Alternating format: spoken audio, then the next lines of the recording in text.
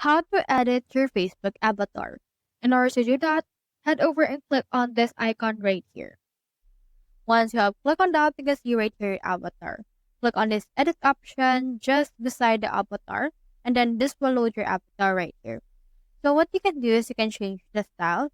You can change their actual outfit as well as their boots, also their skirt, and you can also change in here the hair, makeup, face, body, and a lot more. So for example, let's choose in here this right there. You can change in here the hairstyle, and if you want to change the color, you can head over and then click on this color right here or color wheel and change it into what you like.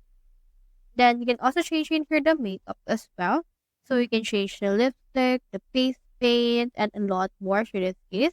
And once you're done, click on the save option and click on the save again in there to save it.